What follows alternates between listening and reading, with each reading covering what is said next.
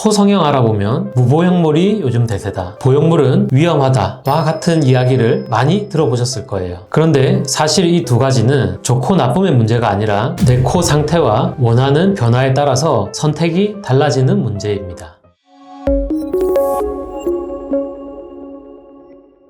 안녕하세요. 레오 성형외과 이치환 원장입니다. 오늘은 무보형물 코 성형이랑 보형물 코 성형의 차이를 최대한 쉽게 한번 정리해 볼게요.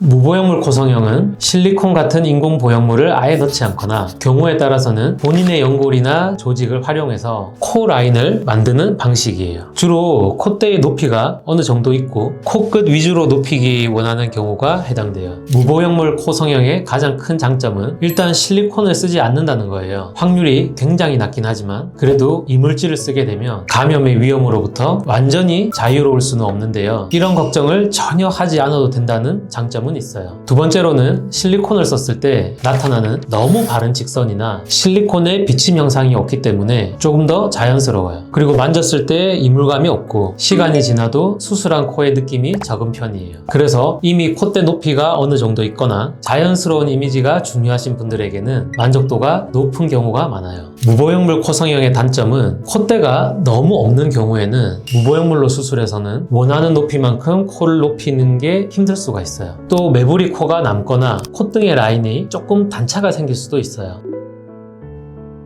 보형물 코 성형 같은 경우에는 콧대에 실리콘 같은 보형물을 삽입해서 라인을 만드는 방식이에요. 콧대가 낮거나 얼굴 전체가 평면적으로 보이는 경우에는 보형물을 통해서 입체감을 살릴 수 있어요. 보통의 한국 사람들 같은 경우에는 콧대가 낮아서 수술을 하는 경우가 많기 때문에 가장 기본적인 수술법이라 할 수 있어요. 보형물 코 성형의 장점은 원하는 높이만큼 높이를 높이기가 쉽고 콧대를 매끄럽게 디자인할 수가 있어요. 옆모습 라인이나 정면에서의 입체감이 중요하면 보형물이 도움이 되는 경우가 많아요. 보형물 코 성형은 인공 재료를 사용하는 수술이기 때문에 드물지만 염증이나 감염이 발생할 수도 있어요. 또 개인의 피부 두께나 코 구조에 따라서 보형물의 경계가 느껴지거나 겉으로 비쳐 보이는 경우가 생길 수도 있어요. 다만 보형물의 선택과 디자인을 신중하게 하고 경험이 풍부한 의료진에게 수술을 진행한다면 이러한 문제들의 발생 가능성은 충분히 낮출 수 있어요.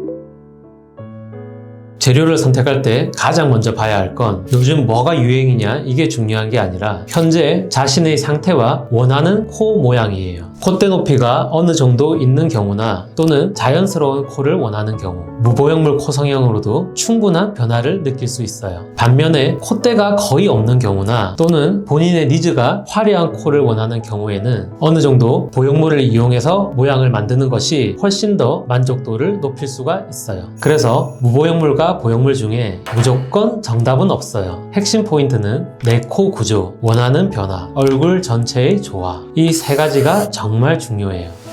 오늘은 무보형물과 보형물에 대한 이야기를 해보았는데요. 상담 갈 때는 내가 무보형물이나 보형물부터 정하기보다는 내 코에서 어떤 부분이 고민인지에서부터 정리하고 가는 것이 훨씬 많은 도움이 됩니다. 영상을 시청하시고 궁금한 사항이 있으시면 댓글을 남겨주시면 궁금증을 해결해 드리도록 하겠습니다. 이상 성형외과 전문의 이치환 원장이었습니다. 감사합니다.